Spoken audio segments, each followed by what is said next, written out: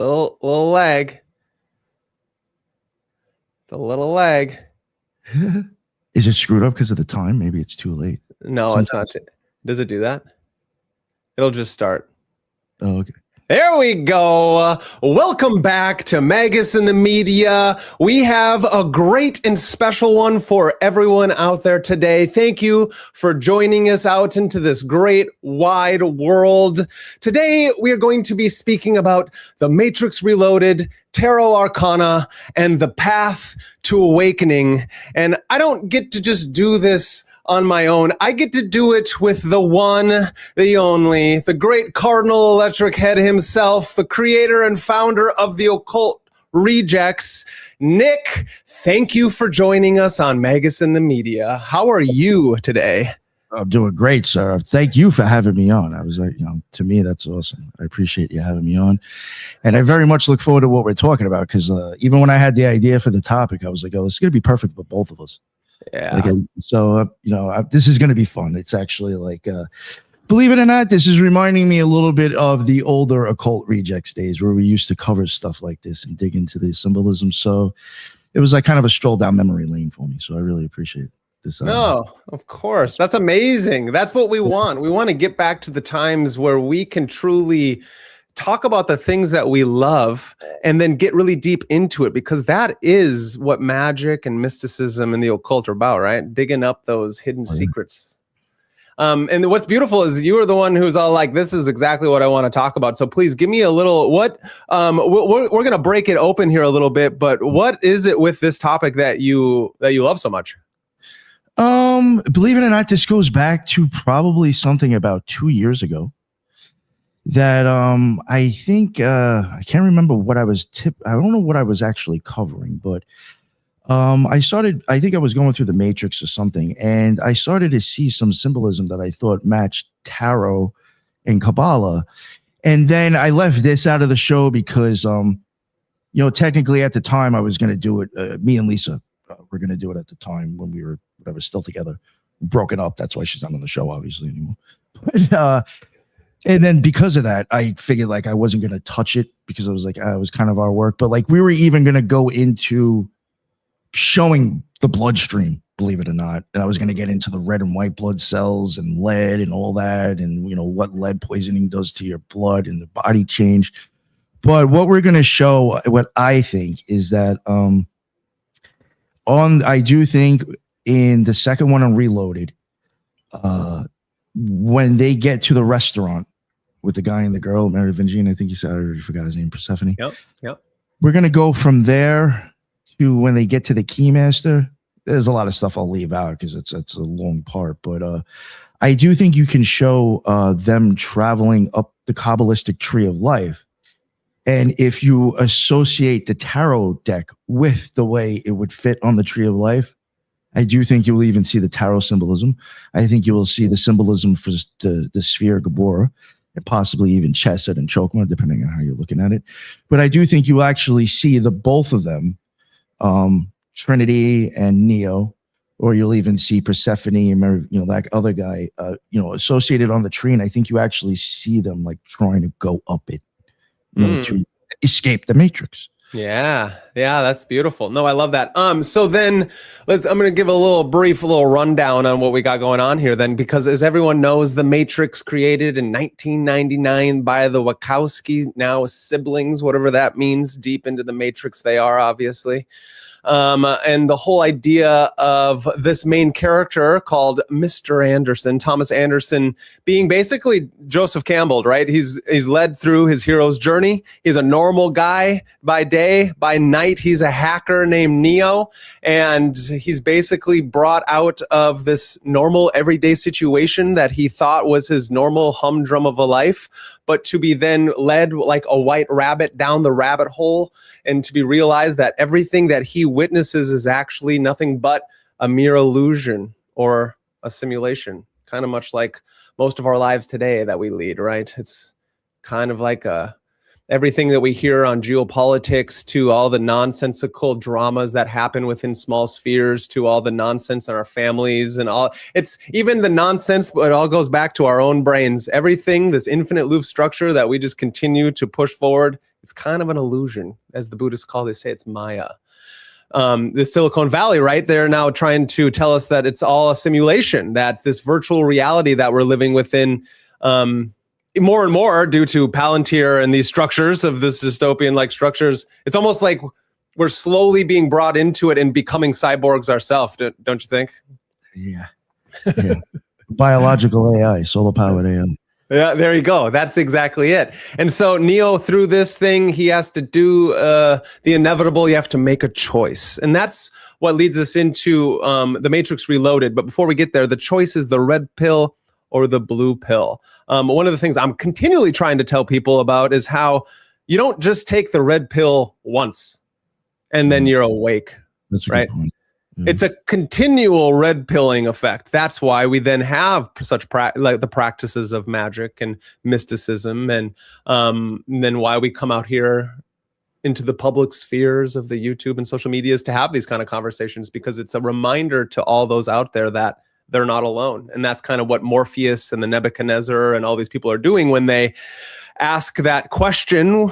Morpheus sitting in the chair, Neo across from him, Trinity, the third aspect of the feminine that has been taken away from the Christian mythos of the Holy Spirit, of that Trinity, right? You get the masculine and the feminine, and then whatever this mythological Holy Spirit is, which could be deemed the feminine principle.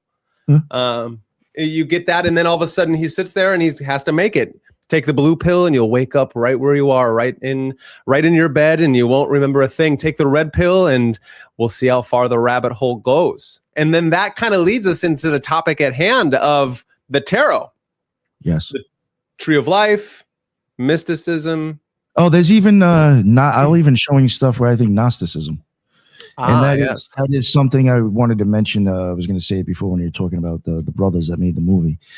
I covered, for people who are interested, I covered Valentinus. He's a Gnostic. He's even a Gnostic saint in the OTO, which is one of the reasons why I covered him, be honest.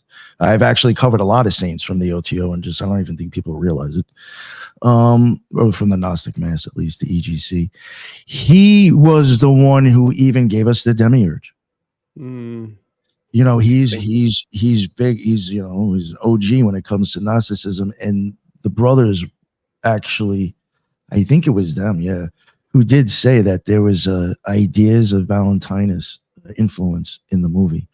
And there's even parts. I would, I have to say much of it now, but when we get to Merovingian, I think you could look at him very much like the Demiurge. He thinks he's the top dog and completely fucking mind blown to the things above him. Right. He's in control now. That's interesting. That's great because then you get the architect, and then you got to even think the architect being Kether isn't even the architect itself. See, I wouldn't even consider him Kether. I would consider that Chokmah, maybe. Of course, Jupiter, because he's the masculine principle to the oracle's Banah, right? And so we're breaking. That's nice. I like that. We're gonna have fun when we go. Nice. No, exactly. So then that leads into why I even titled it the way I did with the Matrix Reloaded, the Tarot Arcana, and the Great Awakening. The Awakening itself, if all of you out there, you should know, and if you don't, I'm going to remind you, Gnosis or Gnosticism stems from the idea of Gnosis or knowledge, direct experience or awakening, or that idea of what does Buddha mean? Buddha means to awaken. And so it's this idea that Neo, wakening up from his plebe mundane self as Thomas Anderson, and Neo is just his first iteration as he then kind of breaks free and becomes a high level being, this higher level superhumanist being in Matrix Reloaded itself. And so by the end, you get what's beautiful about the first Matrix is it's a beginning, middle, end. Aristotle would be so happy with it. It gives you all the climax that you need. In the end, he merges with He's questions everything. So you get the oracle and all of these different ideas of doubt and not really accepting your hero's journey, wanting to continue, push it away even after you're on the journey itself, to question yourself until the very end, where he must do the Assyrian thing. He must be slain to be reborn. And when he's reborn, Trinity is actually like pumping, like she kisses him, his heart awakens, she yells at him, like what happens with in Malkuth at the very bottom, you get the Sleeping Beauty. So it's this role reversal where the feminine is that Sophia Aeonic type of thing that's looking down to the masculine. It's like, hey, wake up. We must do this together. There's a whole journey after this, because once we return home, once he defeats the Smiths and awakens to his journey in the Matrix, that's when the true journey begins. And so it's one of those things that then when we go to the Kabbalah and the Tarot and the Tree of Life and the Major Arcana, is that all is a very symbolic understanding how we must, and it's not just symbolic, it's actual experiential of how we travel up the tree once, but it's never done.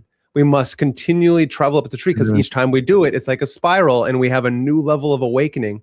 I like that, yeah. A new level of gnosis.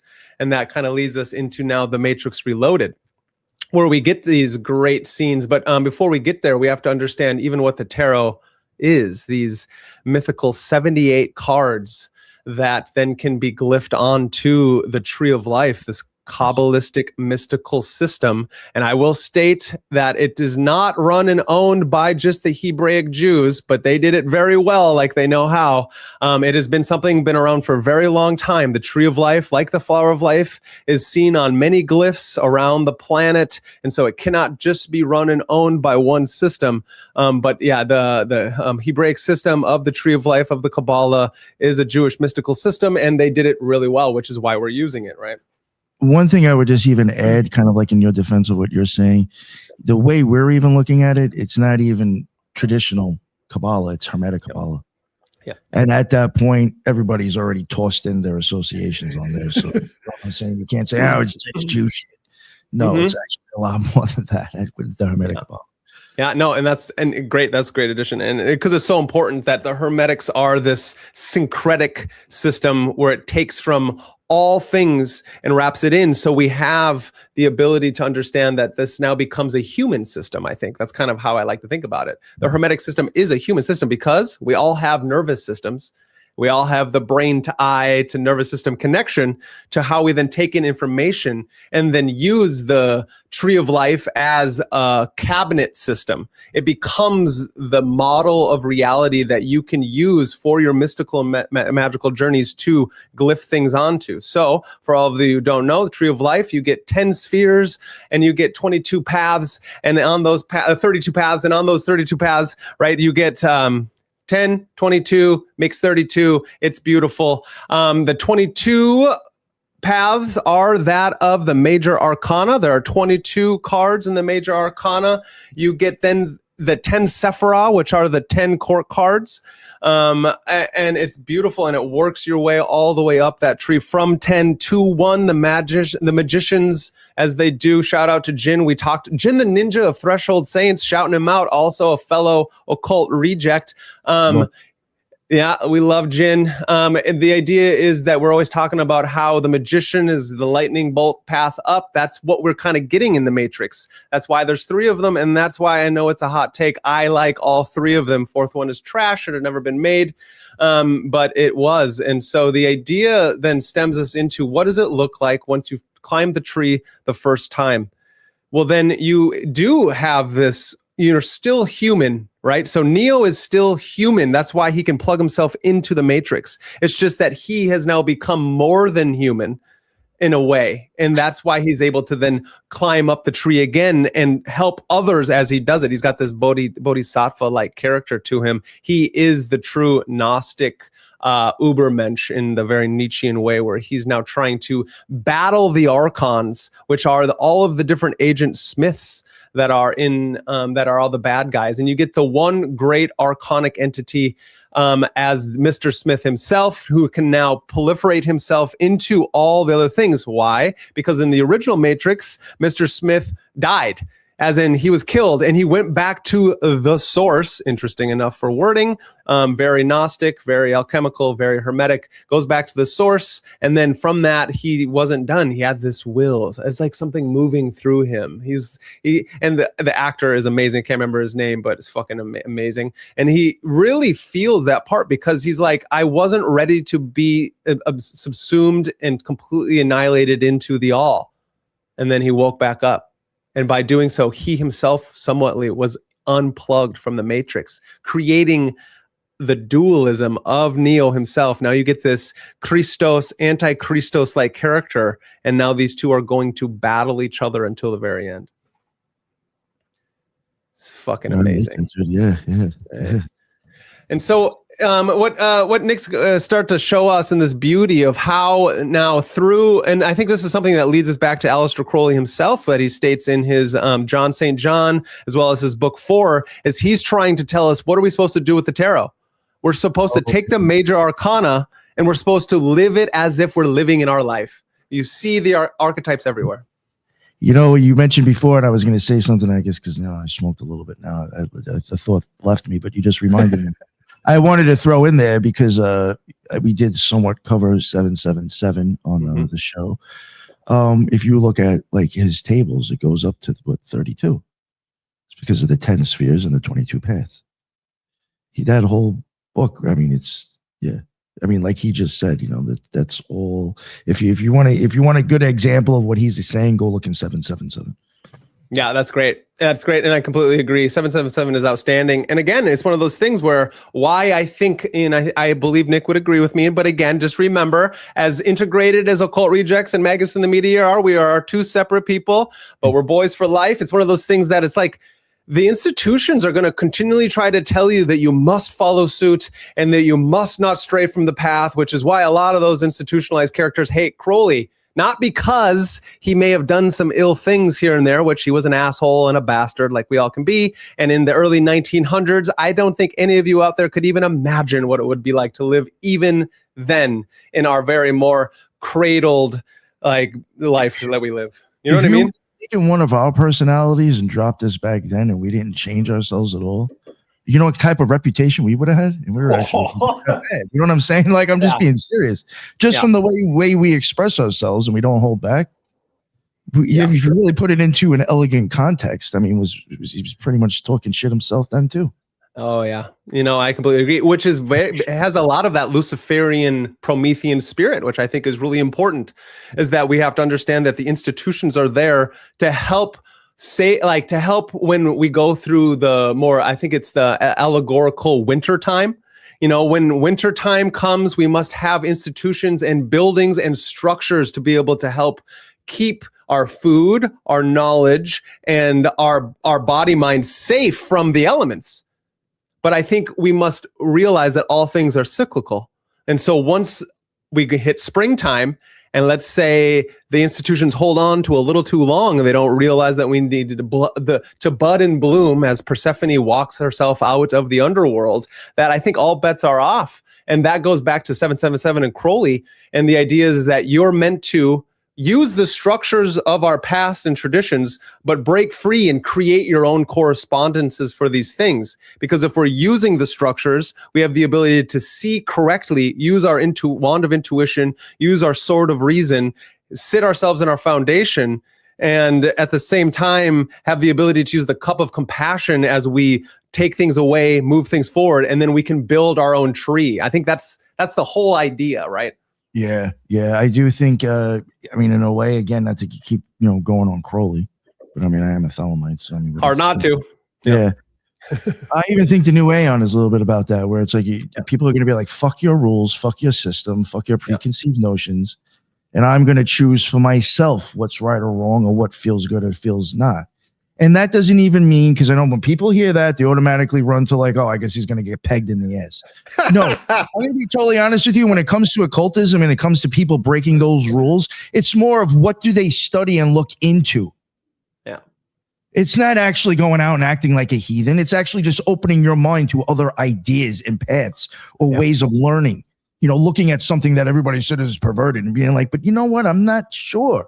Or look into it yourself and maybe you'll take something good out of it. It doesn't always have to all of a sudden turn into we're a degenerative society now because we're saying fuck your rules and your beliefs.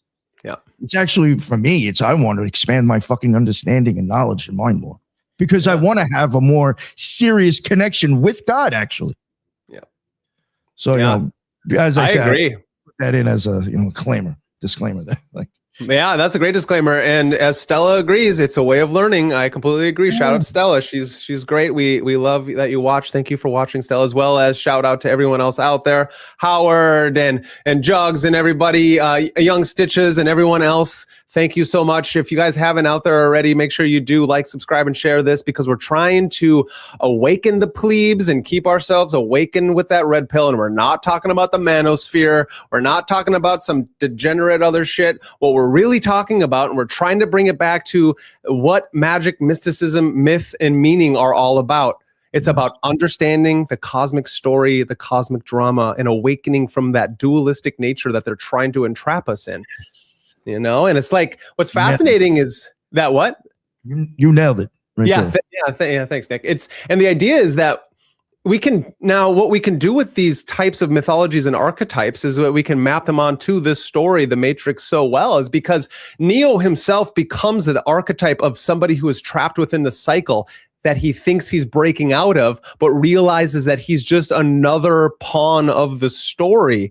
And so I know that's jumping ahead to his scene with the architect, but we're not going to get there yet. But it's such a fascinating journey of thinking that you're breaking yourself free from something like, let's say, the mundane experience of our everyday life, of the 9 to 5, the making sure you feed your body, feed your family, have kids, get a job, die. And so what the next step is to realize that you need to do those things. It's really important to make sure you have a full disc, a full earth. You know, that's why we make sure we balance the pentacle. But then up on top of those types of things, we then can understand through our magical practice, our mystical practices, and everything that comes along with that, our knowledge and conversations, is that death is but seeming to be a mere illusion. And that even in your magical institutions, your mystical institutions, and in the occult esoteric communities, philosophy, and all these things, that you can get caught up in it too much and think that you've become a rebel when actually you've just now been subsumed by the next part of the empire. Does that make sense, Nick? Yeah. It makes a whole lot of sense. Yeah, and it's just so fascinating that that's exactly what Neo finds himself in. Is that he now finds himself in the beginning of the Matrix Reloaded. They're all, it's, you know, and who doesn't want to, especially in the 90s, dress up in, you know, the suit and tie and the glasses and kind of walk around like a fucking badass. Which is then why I'm trying to bring the gentleman back to magic, is that when we are out there in the world, we can get a little too tied up into our myopic egotism, right? So I know Nick can confer with himself and myself, and I can say myself, I got a bombastic, gregarious attitude, you know, but, you know, and that's why we find each other. And at the same time, that's why we like having these conversations, is because we can also check each other when we feel like it needs to be checked. And at the same time, we're here to lift each other up, but we're here to spot the other Smiths out in the world. And even those that we think have become unplugged from the Matrix can still be so attached to the Matrix in one way or the other that they forget that they've now drank in the different kind of Kool-Aid instead of broken themselves free with that Promethean fire, if that makes any sense. I will even say that, like, even from my own experience, like, once I started having, like, you know, whatever, across the abyss, whatever I had to work, however people wanted to term it themselves. Yeah. That was like, and I had to relearn everything all over again. Because like all of a sudden it turned it on a different angle that it was like, it made certain stuff so glaringly obvious, or blaringly whatever obvious to me that I wasn't like thinking crazy shit. But like, and then I started seeing like people from the Renaissance like saying the same stuff, and I'm like, all right, so I can't be too fucking crazy. They were thinking, and like I understand I'm not the first person to have this thought either. I'm not that much of a genius. Right, so right. You know what I'm saying, like somebody had to have thought this too. But like there was just a whole different aspect of like how I started to have to kind of relearn a lot of it now. If I'm going to look at it from a completely different angle, I never did before. You almost kind of got to start all over again with the basics, you know, and then kind of, you know, whatever. But yeah. And, you know, one thing you said before about how like we kind of find ourselves, just real quick, and not to, you know, get all like sentimental or sweet. Please. But before I even had you on, I sent Jin your Instagram page, and I was like, I'm gonna get this guy on. And he was like, all right, he said something. And then like we both almost literally kind of text each other the same thing back at the same time. Like, yo, I think this guy would be good for the show too. Oh, like wow. Before we even had you on, we could just tell by your attitude and the way you were. Thank you. I was like, this guy's, he's good. Thank you. No, that means a lot because you two are major parts of because this is, Jen and I talked about it, how like when you start a content creator, artist, whatever this is, it's a level of gnosis itself. You know what I mean? It's like we watch you when you're editing videos, you have to hear yourself over and over and over. And when you're talking, yeah, exactly. And you're like, oh man, I say these words a little too much. You start to see the little things that you start to hate. Your little ticks and habits. And you're like, oh. You're like, everybody knows, and probably most people don't even catch it. But you think that's like everybody's fixated on that and didn't even hear anything you said. That's what my brain. Or like I speak so fast sometimes in a way, and I have a lack filter, both in a way that's like I mean to, and at the same time I don't. It's you go away, and all of a sudden it's like, do you think people understood what I was saying? Did I go a little hard at that time? So I thank you. No, that means a lot, because you two are truly. This when you're on the internet, it's a wild west, and if you don't have some kind of compasses, it's horrible too. It is, and if you don't have other people who are doing it, that you can kind of be like, okay, thank you.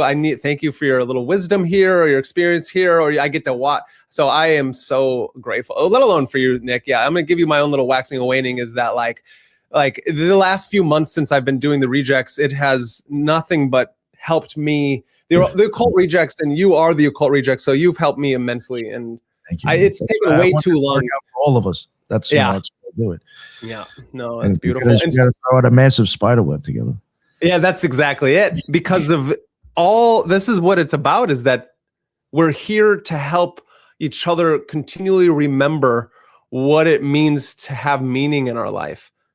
And you know what I mean? And without that continual remembrance, life is hard. And I think that's something that's really important for us all to remember, that you're not we may be born alone and you may die alone, but throughout this journey, there's always somebody else here to help if you so choose. Yeah. If you so choose. And it's not easy to put yourself out there all the time. I mean, the rejects have been around. You've been around for quite a while now. Oh yeah, gone through tons of shit, gotten and so it's fascinating. I've had DMCA strikes, things. I've had legal shit actually take my stuff down. Yeah. I've gone through it. I've gone through the conspiracy community. Now I'm back into more into the occult. So it's been a wild ride the whole last 5 years. Yeah. Is that how long it's been? 5 years? Yeah, about that. Yeah, man. Yeah, that's amazing. The first year and a half, I had a different co-host. So but then it kind of picked up more a little bit after that. So, but yeah, a lot of people don't even listen that far back for that dude. Right. Yeah, I mean, because that's a long time ago. It's a long time ago. What's crazy is what has even happened in the last 5 years? The complete and utter destruction of the very world that we know. I mean, it's kind of funny how even back then when I started the show, it was around COVID time. So even then, for me, I was just like, can it get any worse? And I don't know if you could say it did, but it's gotten fucked up in ways I never would imagine. Right. You know what I'm saying? It's it's we are still fucked up, actually. It may be worse in other ways, but it's I never pictured it in this sense. No, not at all. It's what's crazy is how the world is going is a very similar way to how I think everyone feels on the inside. Benjamin, he listens that far back. Thank you, Benjamin, for listening to the Rejects up. That's awesome. But it's crazy is because what I'm seeing in the world is kind of exactly what Neo is going through in all of the matrices, is that he is understanding. So the idea is, how did thrice great Hermes Trismegistus get to be thrice great? You know what I mean? Thrice great means he was born, he died, he was reborn, and he died again. And then and then from that second death, he was born to be thrice great. And that is something that we all are going through on this journey, and we all have our own karma to go through. We all have our levels of samsara that we have to deal with, and whatever our dharma is. But in those things, we either in this life or the next, we will have to finally remember who we are in this lifetime. And I think that's kind of a little thing that, you know, not even a little thing, that's something what you're doing with the rejects. And that's what, even in the last year I've been doing this, I'm trying to help people remember that myth, that magic, and that meaning. It's not outside of themselves. It's everything is happening inside, which is then why the world is going so crazy, because I think is awakening to itself. People and have no idea how powerful the fuck they are, man. That's exactly what it is, and that's what all these texts that we read. That's what, when we're watching the Matrix. I mean, even in the Matrix Revolution, in the third one, which I will deem to be the last one because the fourth one is awful, is that he now has superpowers outside of the Matrix. He can stop the machines by putting out his hand, just like he stopped the bullets of the agents inside the Matrix. Mm-hmm. And that's fucking crazy to think. And I think that is something, even in my deepest psychedelic trips, to doing kung fu in the backyard like I do every day, it's like I'm just slowly trying to re-hone my body-mind connection so I can continually have a flow of prana, chi, ether or energy that stems through me, so I can tap into that power. Don't you what do you feel about that? No, I totally agree with that. Yeah. So it's fascinating, and I think one of those things that is to be able to do it, not only the Matrix and the story, but it's the tarot and the Kabbalah, because to kind of move us along is that the idea in the tarot is you must learn the alphabet, and that alphabet is those first 22 cards of the Major Arcana. And when you're learning it, you go from the Fool all the way to that last card. What is it? The Universe. Is that the last? I can't remember off the top of my head. Last card is. I unfortunately sorry. No, it's good. From 0 to 21, right? That's what we have to remember. Yeah, it's from 0 to 21. 0 is the Fool. Number 1 is the Magician. Number 2, and we move all the way through it. And that's why it's so fascinating, is because of each one of those bits. Yes, we can see it through the psychological lens that each one of those major arcana is parts of our own soul trying to express itself on the Fool's path of climbing up the tree itself. And so in that journey, we get all kinds of characters, the devil character being one of them, which then drafts it on. And the devil isn't this Christian Abrahamic devil. I want everybody to know it's a lot different than that. But it sees itself as that kind of seducer-like character, the big ego energy, the person who is a guardian at the threshold. And that is who the Merovingian is in the Matrix. And so let's pull up the Merovingian, because I think that's where a lot of your stuff starts. Is that true, Nick?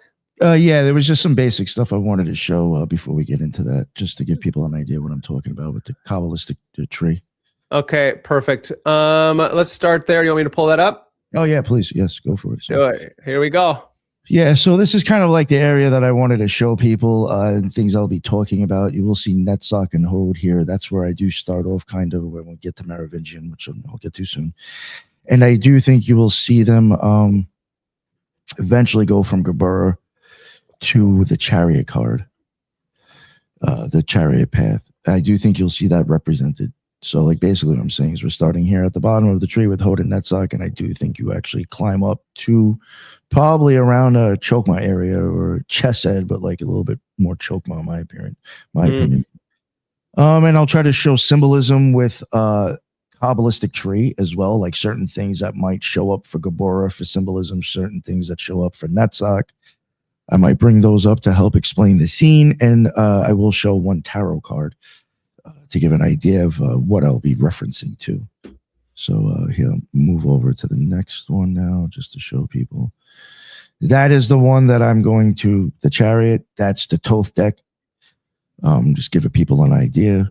So you can see the symbolism. There's 2 white things on the front and 2 black things. So All right. So in the beginning, let me get to my notes where I want to. And just so we all know, the tarot deck of the Thoth deck, which is my favorite deck besides the Rider-Waite, Aleister Crowley with Lady Frida Harris created the Thoth deck, and he and Aleister Crowley, through all his years in study of magic and mysticism, created this deck to kind of signify what, for many things, but a large part of it is the changeover from his Aeon of Osiris to the Aeon of Horus itself. So. Thank you. Now here I'm starting it off where you have you said Persephone, right? And Merovingian. Yep. I do think, and I think because of some of the symbolism, that they are actually Netzach and Hod.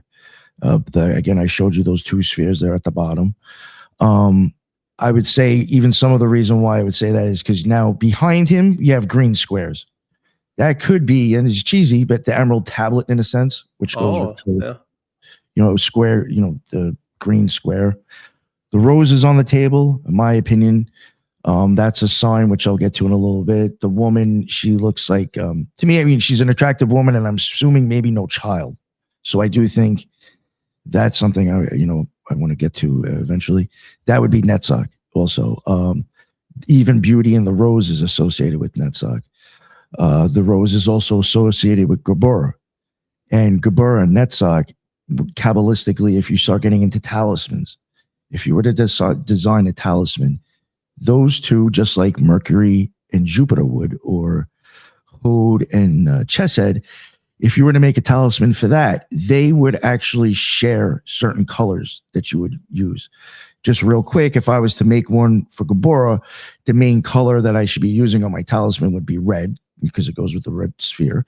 Mm-hmm. And the flashing color would be green, which would then be showing the relationship with Netzach still.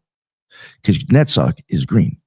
Just like, Jupiter one would be blue, and it'd have a little bit of orange as the flashing color, which would be Mercury. Yeah. So I do think like you may be kind of seeing that there. Now, just to give some people ideas when it comes to the Hermetic Kabbalah, if you want to look at symbols for Netzach, the ones that you'll get from like Dion Fortune and Gareth Knight and other people, common symbols. The lamp, which could be representing of light, guidance, and illumination of desire.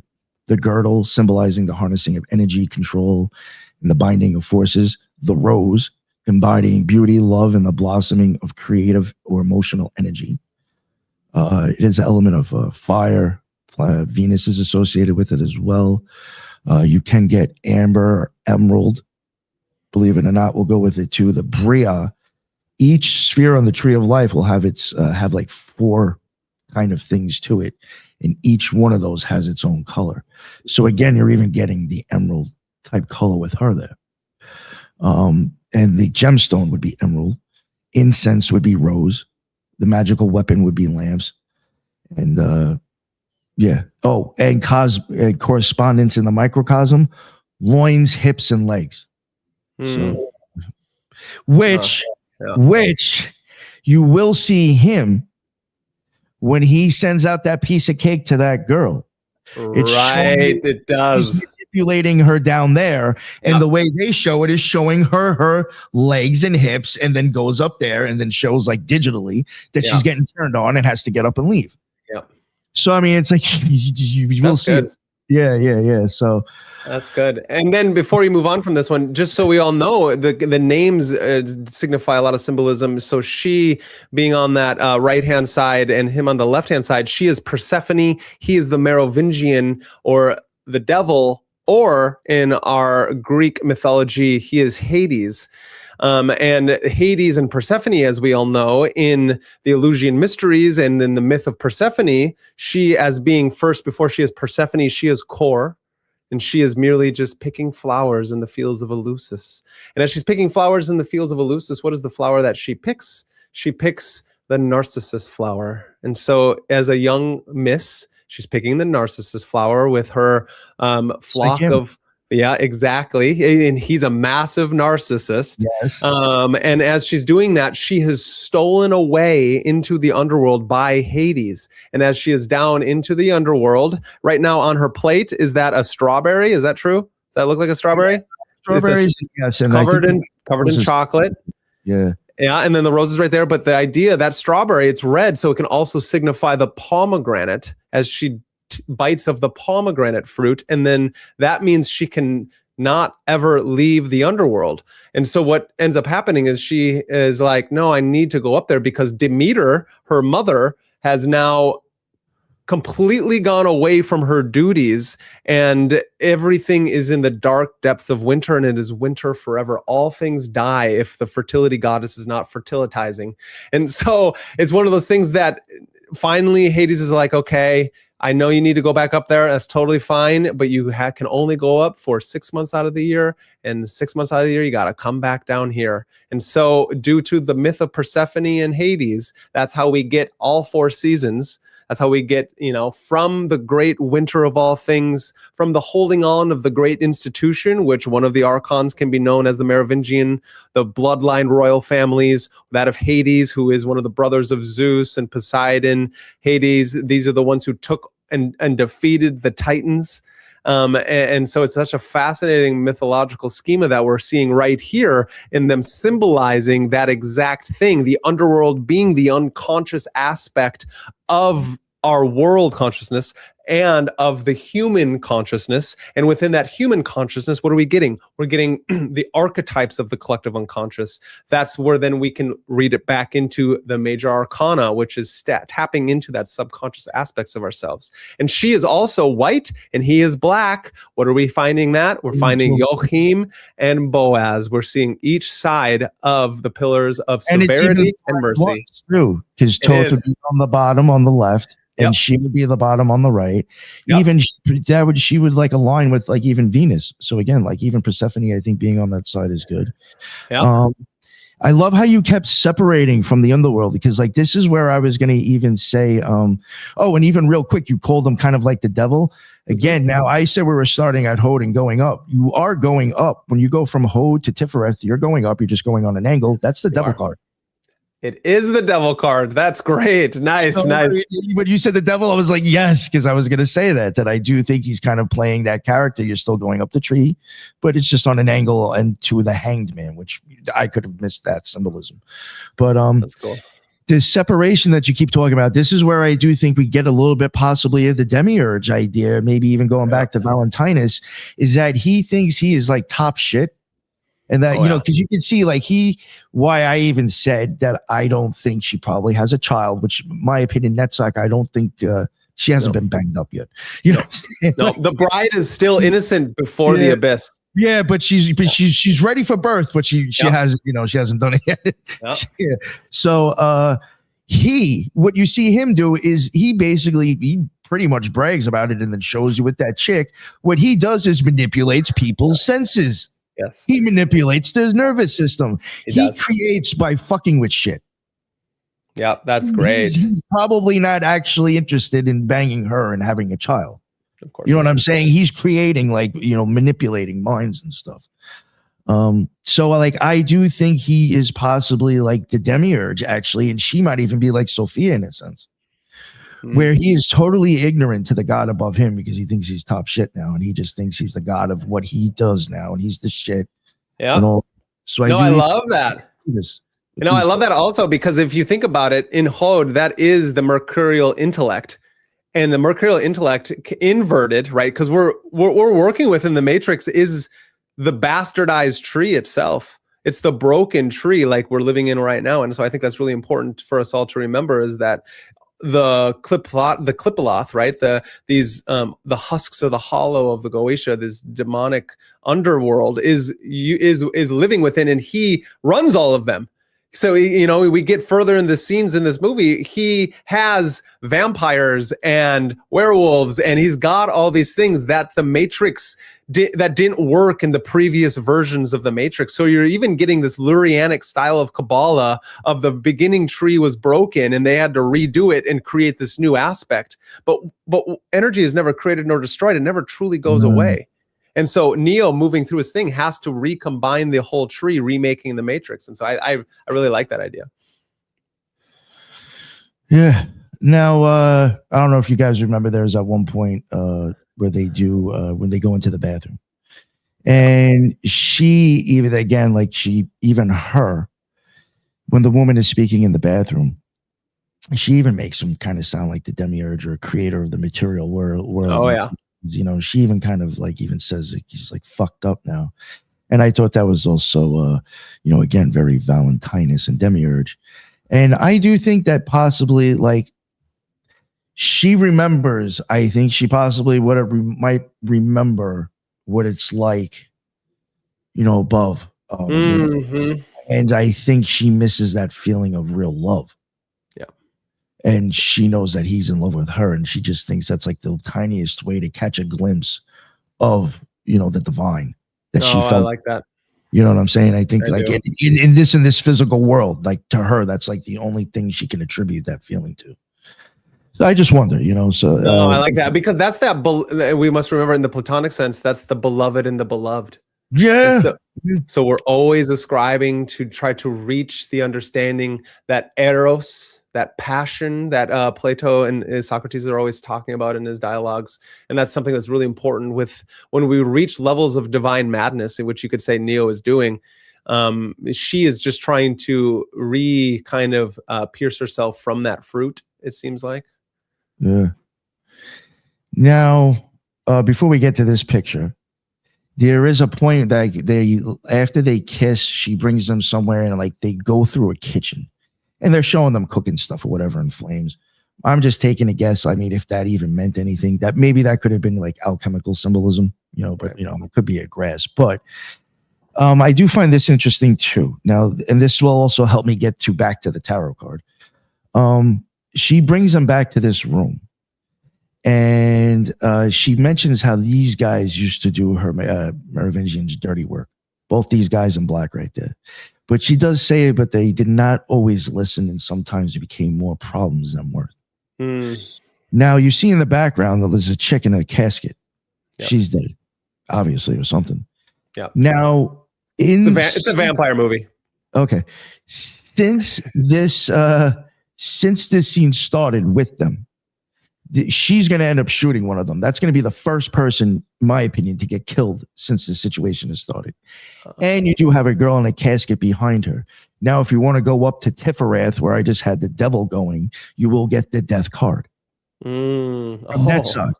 So now I'm wondering, you know, are we seeing her, even them both going up to Tiferath? He was a devil and she represents death because she just knocked this person off and you got a fucking dead person on the TV. I'm just, you know, that's fascinating. That's fascinating. And I also like the idea of the person in the casket being another iteration of, you could consider Persephone as being the bride of Malkuth and her being, you know, asleep in the Matrix and then waking up. And that's the idea of her being stolen away by the Merovingian. So she could have been just another person, even, you know, in there. And then he liked her so much that just then she became another of the mechanisms of the Matrix in a past Matrix. Who knows? Yeah, that's Laura Palmer right there. Is that? No, I'm joking. Did you ever is that from Twin Peaks? That's fucking hilarious. Oh yeah. Said about like the bride of Malkuth. I was like, oh fuck that. Like that's Laura Palmer. That's good. Yeah. That's great. Thanks, man. Oh, nice. So so she ends up popping one of these dudes off. Now, again, these guys these two twins that these, you know, albino twins or whatever, these white guys that show up, totally white dudes, that retook their jobs. I mean, if you want to technically look at it, I would say either you could use them or you could even use possibly Trinity and I forgot the other guy's name, not Neo, but Lauren Fishburne or whatever his name was. Morpheus. Yeah, Morpheus. I mean, they're both dressed in black. But I do think it's a good possibility that Toth card, not the Toth card, here, I'll actually go back and show it again. Oops. Here we go. I mean, that's possibly who you got there. Oh, interesting. Because now after this, you go into car chasing. Nice. I like that. That's cool. And another side symbolism that, I mean, and just so we know, these aren't always just one-to-one correspondences. There are many different myths and models and ways of seeing this. But of the Chariot card, one of the reasons why I think in the normal Rider-Waite deck, you get the black and the white, because that's a callback to the Phaedrus and the idea of our souls being in that chariot, and the white and the black horses are what are vying for position to see how much of the forms we get to witness when we are transmigrating the soul, as we are then going to come back into the embodied life to see what aspect we live in, the craftsman, the warrior, or the philosopher king. Even another reason why I wanted to attribute them to, and again, it could be a grasp, is that they seemed like they would deviate. Oh, yeah. These guys were supposed to do exactly what, you know, they were told to do. So I even feel like you see them like kind of turning to the side, and these, you know, it just, that's cool. Yeah, I don't know, it could be a grasp, but then I do find, I mean, I guess you're gonna get cops anyway, but I was wondering, because I've seen it, I think, in my opinion, I've seen it, it's a horrible example to use. I think Insane Clown Posse, and maybe like even other people associated with them, will use cop cars or that type of stuff to show Gabora and chesed symbolism. And I think I've seen that in other stuff anyway. Yeah. But that could be like the power and the glory, which is what you're coming up to as you get ready to cross the abyss. Yeah, so, and they're the last aspects of protection until you get to the abyss and above, until we start being a complementary aspect of the supernulls. Everything else is contradiction, and you need that Guberic fire to stop all that is not worthy of crossing the abyss. And if you are not worthy, you're not willing to give up your ego when you cross the abyss through Doth, you will become a black brother, those who did not choose to move through. Yeah, and there was other stuff like I wasn't gonna I didn't cover it. I would like to maybe look at it again, but like this was even stuff that I would have tied into it, where believe it or not, I do think like the lead, you know, if you want to take it as them, you know, shooting lead or whatever the fucking bullets are made out of, it would actually, there's like certain things that'll happen to your blood, and I do actually think, believe it or not, that this scar scene is quite possible, like showing stuff in your blood system, I think, changing. That may sound crazy, but like something I've even noticed that's very weird is I have taken some of the things, I'll go over them eventually in the notes, that are symbols for Gabora. If you throw that in, or you know, switch it over to gematria, they all match things that are in your blood. And I find that very fucking weird. That is weird. You know, and I do think there's a lot of physiology too, but like I'll even, you know, with blood in the nervous system in the occult anyway. But I mean, if you think about it too, our blood has plasma. And I even think that if they understood that ever, that would be in occultism, because to them that would be like, you know, pockets of light in your blood or electricity. You know what I'm saying? If you really think about it. Yeah. So I do think it's, you know, quite possible that there was that stuff in there. I would have had a lot more on it and a lot more to say than that to make it more convincing, but it was that's okay. Well, and so everybody knows that nice little Asian man right there beforehand is the key maker. And this whole scene, what they're doing is after they go to the Merovingian and they go through, it's all why this is so, why we can use gematria and why we use symbolism and metaphor for these things is because even Neo speaking to the Merovingian, they're speaking in riddles and allegories the whole time. And we would play some of these scenes for you, but YouTube is such a crazy place that they will fucking copyright strike us fast. And I've used the Matrix clips before, and I'm like, one of the reasons I've slowed down doing video essays is because I haven't figured out how to not get a fucking copyright claim. And so it's just one of those things that it's fascinating that what happens then is then what, like we showed, they go into the bathroom scene. She gets that she has to have him sacrifice a bit of his love for Trinity. And Trinity has to watch. You get some voyeur shit there. Trinity has to watch Neo kiss Monica Bellucci, and in this scene, and they have to do this kiss multiple times because she tells him it has to be real. And so there's a slight bit of sacrificing something for the larger cause, for the good. And he has to sacrifice a bit of his own eros to this Persephone-like character who's just wishing to have a little bit of love that she doesn't get from her inverted devil character. And then from there, she is like, okay, come with me. And as they comes with me, she is taking him to the keymaker, because the keymaker is the only person who can open the door of light that they need to get to, so they can speak to the architect. And upon doing so, then they can help. There's this whole thing going on about the Matrix and the machines going after the Nebuchadnezzar, and then you get Morpheus. So Morpheus is the one who broke Neo free. Morpheus is obviously the Sandman, right? The Morpheus is that character, that Hermes mercurial character who's trying. He's could be considered partially of the one. And so this is also very fascinating as we move ourselves through. The keymaker has the key that they need, and the smiths and the agents are trying to kill and recapture this man who has the exact thing that Neo, Trinity, and Morpheus need to complete their mission. Okay, nice. I just wanted to catch us up. Yeah. You know what, too? And I just realized I didn't get any, for some reason I left out screenshots. That sucks. I thought I actually had more, but It's okay. there was stuff with the house. I'll have to read the notes, because I do have the notes on the stuff that I left out, though. Yeah, but I can't read. Do you remember when they fight in that house? Is it after the car chase? They fight in the house before the car chase. Because right now, Neo is on his... So fascinating. So they're fighting a badass fight scene in this cool Art Deco style house. Somebody's going to tell me later that's not Art Deco. Doesn't matter. You get the fuck what I'm saying. It's a beautiful little room. And Merovingian's all like, you kissed my woman, you bastard. And she's all like, well, you were having sex with the girl that you just made climax in our restaurant. So you can go fly off a handle. And she walks away, because it's that continual, I'm going to go against you so you can chase me. It's this cat and mouse mythos that we're continually getting. If you've ever been in a relationship or tried to be in one, that is always happening at all times. It doesn't matter how loving it is.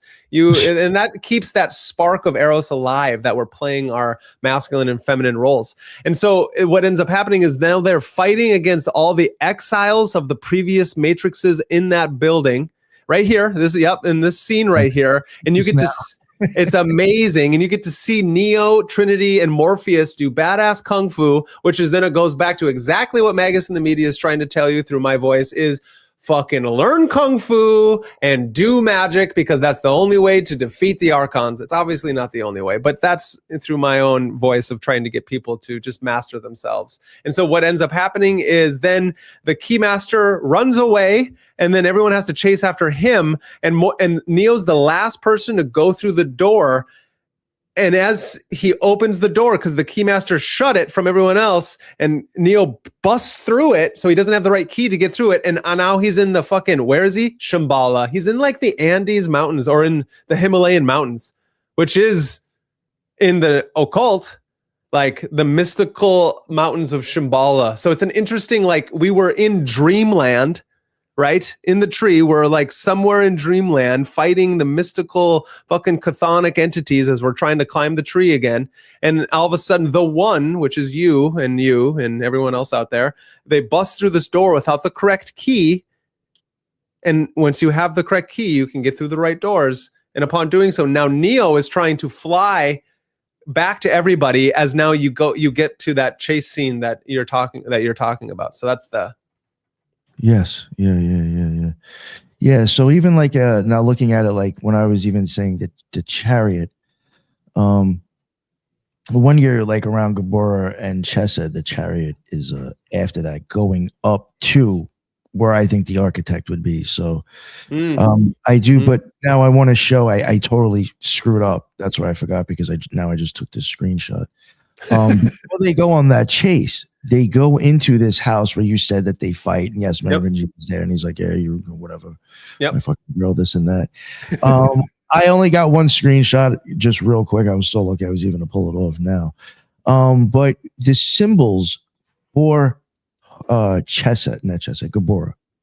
That sphere that is Gabora on the left side of the tree, that then the path of the Chariot comes out of to go up the tree. The symbols for that one would be the sword, the scourge, the pentagon, the 5-petaled tuberose, the chain, the warrior in a chariot, the scourge, the sword, and chain. Mm. You look at everything that's inside that place. You're using all of those things. Yeah. Crazy. Yeah, and then you even have like all these god statues and stuff that if you watch, they're all getting destroyed during the fight too. So I'm even wondering, is there even symbolism on like destroying your old belief systems now? Yeah, I like that. Destruction of the old. As the great Jin the Ninja would say, let's not get stuck in the longhouse. And that's destroying the Aeon of Osiris. That's great. And I was even wondering if this may have been kind of like going from, you know, how I said both of them looked like they went to Tiferet. Then you do have strength going from like Tiferet up to, I think that would be Gabora. And that would be strength. So I was wondering if this whole scene was representing that maybe to an extent. The other one would be the Hermit going up to Jupiter or Gabora, Chesed, sorry. And I don't know if that would be the key maker. But I don't know, like that was like kind of a stretch. But I was just trying to, you know, get an idea of like how I looked at it before. Because you do have the Chariot, then goes up the other, you know. Well, the Hermit is the holder of the keys of the great lamp of light. And that key that the keymaker has is opening up the door of light to get to the architect, which then would be Chokmah, right? So yes. Because I even think when you get to the architect, you could kind of look at that as Chesed, but if you even look at the colors, the guy's got white hair and a gray suit. Yeah. That's total. That's total. Well, it's Chesed. Yeah, and it is. Yeah, which is the higher arc of Chesed. Really. Chesed, yes, and Chesed would be Jupiter, you know, and so it is the guy who thinks he did it all. Yeah, somebody else again who thinks they're fucking in charge, right? And that seems to be what we're facing. Everyone, even in our own life, everyone thinks they're in charge. Little do they know. It's that, and that makes me think of Robert Anton Wilson's quote when he says, you know, who is the master who makes the grass green? You know, and like the ego will say, well, it is I. But as soon as you open up those doors, it's continual doors all the way down. There he is. Yeah. See, I even think he's very much Chokmah because of the, you know, the colors on him, especially. Guy. I would even kind of almost associate him with like Janus, maybe, and because of Janus, the colors and where he falls in 777. You know, the like kind of, I guess, like if you know, the key would be associated with a lock and a door. Yep. And Janus is very much kind of goes with that, I think. That's cool. Or even the hinge to a door. If you want to get a little bit more deeper, that's what I think it kind of really is. Something that can, you know, the duality. Yeah. Yeah, nice. And then you get the background there where you get all the different other Neos from the last Matrixes. And that's where Neo realizes he's just another pawn in a greater machine. Different versions of him that, because they all even start acting different too. Yep. At one point. Did you ever see I Pet Goat? I didn't. Oh, it's a very like an occult like cartoon. It's really weird, but there's a part where it shows kind of like it gives you kind of like a Jesus figure, and it shows like all these other kind of like almost like etheric bodies of like duplicates of itself, and then all of a sudden he just like jumps up to the sky and all the other ones die. And I even think like when you get to this point, like he's even seeing all the massive versions of himself. That's crazy. Is it true? That was the book that Bush was reading to the children in Florida at the time of September 11 attacks. That's wild. That's interesting because they do kind of like show Bush in a sense at the beginning of it, I think. Yeah, that's what it just said. The I Pet Goat was what Bush was reading the kids at Sarasota, Florida in 9/11. Holy shit. That's weird. You know what? I might have even, me and Lux covered that. We might have even mentioned it fucking 5 years ago, and I don't even remember. But yeah, right. It's a weird fucking, very interesting. Yeah. So like, I even just equate it to this. If anybody's ever seen I Pet Goat, they know what I'm talking about. If they don't, sorry. But yeah, I do think it kind of just even shows Neo there as all those guys on the screen I think are even versions of himself that he has to let go of. The reason why I don't think he crosses now, he can't let go of Trinity. Yep. Yeah, no, that's exactly right. I think you kind of got to be like, and I've equated it to like Michael Myers and even Jason, and I think Freddy. If you kind of look at their characters, they gotta, well, one, they're always chasing like a chick for some fucking reason. Yeah, chasing the But, feminine. Yeah. hey, they will fucking kill everything and everyone. That's good. They are beasts. Yeah. I think that a lot of them are actually occult symbolism. And that's technically, I think, what you have to do to have a magical experience. You have to be willing, and I mean, it kind of even is said a little bit in Crowley's work. You got to be willing to give up fucking everything. Yeah. And yeah, it actually reminds me of everything. Avatar: The Last Airbender. There's a scene where Aang is about to merge with his cosmic consciousness, and he can have complete control of his avatar state. One of the greatest cartoons, which is not a cartoon, but it is a cartoon of all time, animated series, Avatar: The Last Airbender. And what can he not give up? And it closes off his crown chakra, is that he can't give up his love for Katara, for the lady that he wants to be with. And so then he cannot reach his avatar state until the very end, where he finally has to realize he has to give up all attachments. And then he does realize that then he can still have her in the end. It's just you need to not be attached. And that true, authentic love is an unattached kind of love, which is hard. It's fucking hard. I deal with it every day, I feel like. You gotta like kill everything around you. And just you do. Make it dead to you. Yeah. Yeah. And not be lost in the abyss of nihilism, which is so hard. Oh, yeah. It's a fine line, man. Uh-huh. Yeah, I agree. But yeah, nice. That's kind of like my take on all that shit right there. No, that's beautiful. And I think there's something you were telling me about how when they're chasing each other, do you have a picture of the car scene? No, I was trying to be quick with that. I was afraid to have too many images for you. No, that's okay. There's a picture of on the thumbnail. I have in the background a picture of the car scene, and I think it's fascinating is that okay, so it's like in all movies there's always a chasing car scene, but I think this is fascinating. When I was traveling across the country a few years ago, the blood and the veins of this country are the interstate and the highways connecting our entire country. Every gas station is like is an artery where the blood now needs to pump itself through back out to the interstate. And every city is like an organ, pumping it and helping everything. And so it's a fascinating thing in the Matrix, and how to get the key to where it must go, you go through chasing itself through the veins and the vessels of and I'm going to relate it to this. On the tree of life, what we're trying to do is you're trying to actualize the Adam Katamon. So Adam Katamon is the human figure that stands about the tree, and at the top of him, and each Sephira associates itself with a part of the tree. And for those out there, you can go to the middle pillar work of Israel Regardie, and you get a great symbol of what I'm talking about there. But I'm gonna remove that. And it's one of those fascinating things is that, so with the veins and the vessels of this scene, it's actually moving all the things that we need. And in my Tai Chi teachings and practice, when I'm teaching students and when I'm learning myself, is that people always ask, well, what is Chi? And, there's all this idea of the metaphysical understanding of this, and it gets really woo-woo, and that's something I'm trying to stay away from at all times.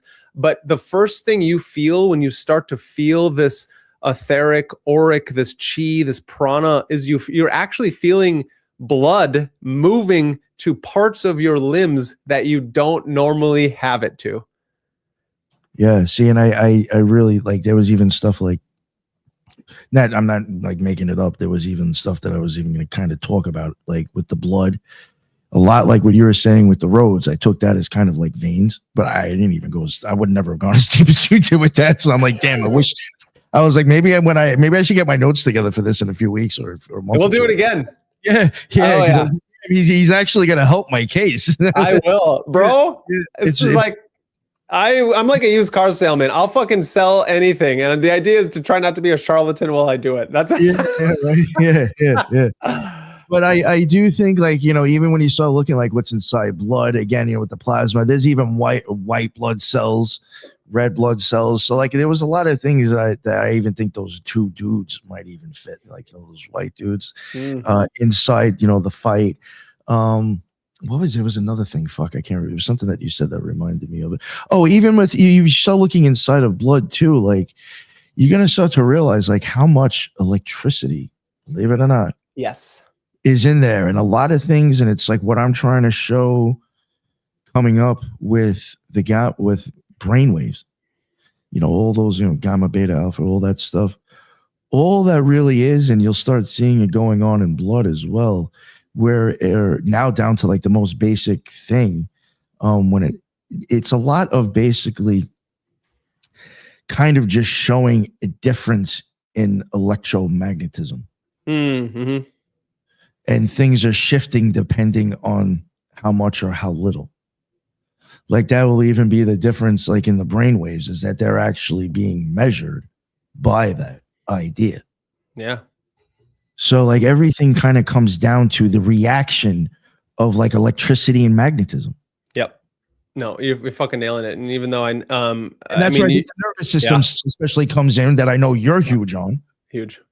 I think then that electricity or whatever that information or stimulus then attacks us in different ways, and the nervous system is one of them. And that generates our reality depending on what system we've adopted or been put in.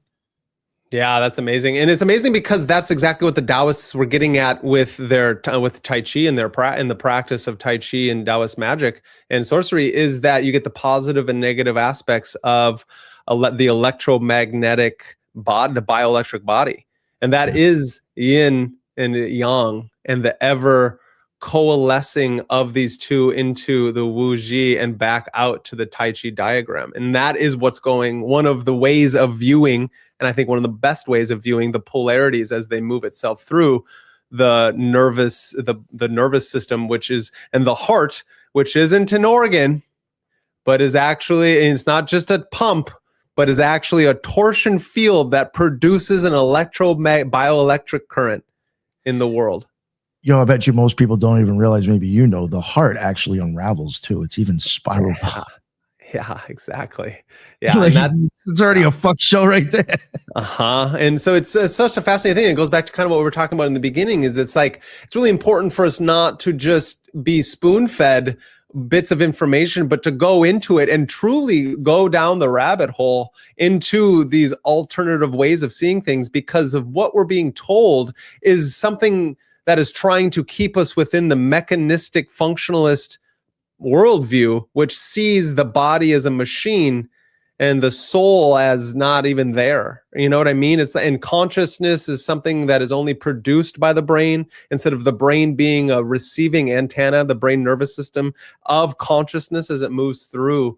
And so it's such a fascinating way to understand that and it's what Kaiva and I were talking about in our live stream on Monday night, is that we need to understand that the people in charge, right, like the architect, are cold individuals who see things and people as soldiers for their cause, and not like warriors who have their own heart and will of their own. That is amazing, because I think when I say a few things, I think if you look at even the devil guy Merovingian and then the architect, that one's just a hierarch of the other one. One just has even less empathy or even gives a fuck about anything. This guy at least was getting off on manipulating people. This dude is like, no, it's just this way, that way, and that's it, motherfucker. Just to the point, zero fucks. You know what I'm saying? I do. So you even see that on an arc. But like, again, even going back to, to go back to your nervous system stuff, is something I think that I wanted to get into more. I might have started getting into it a little bit again with Merovingian. He again, I think could be Thoth or Hod, and Mercury would be there. Now he's considered a messenger. He's considered a messenger, and then if you look at this guy, what he is doing to that woman is he's basically sending a message to her nervous system. Yep. And if you want to get like a little weird about it, she's even eating a black cake. And if I want to go back to the whole electric and magnetism, you would have the black pillow would be magnetism, the right pillow would be electricity. Yep. And she's taking in magnetism, which is just going to fucking fluctuate that whole system and create feelings and create this and that. Yep. And so what I even think a lot of times too, and I've even done some symbolism on my art. I don't know if people even notice, where I'll give myself angel wings, but they're actually nervous systems. Oh, I like that. The messengers, angels, is just our nervous system sending us messages. Nice. And certain ones might represent certain angels because it's a major one. You know what I'm saying? Or something like that. Or what part of the brain it taps into. But I do think it's quite possible that even angels are representing our nervous system, sending us messages. I mean, and angels itself, I think, originates from the Greek angelos, which means messenger. And so that's fucking like brilliant. And I think that's amazing because then angels are portrayed in like biblical terms as messengers or attendants of God or servants. And that is like that's their function, to be there for humans at all times. So that's angelos, meaning messenger. So yeah, you're hitting it right there. And I think it's interesting to think of the nervous system as being able to produce this etheric field, aura, or whatever, this vehicle, the diamond body, the Merkaba, which is the chariot, which goes back to your chariot symbolism, as you're trying to build the Merkaba mysticism is the idea is that you're building the Merkaba as your chariot to ascend to the heavens and have your to merge with God and to be God, not to be the God, but to realize that divine spark within and to merge with the one. Yeah. Well, yeah, man. Nice. That's beautiful. All right.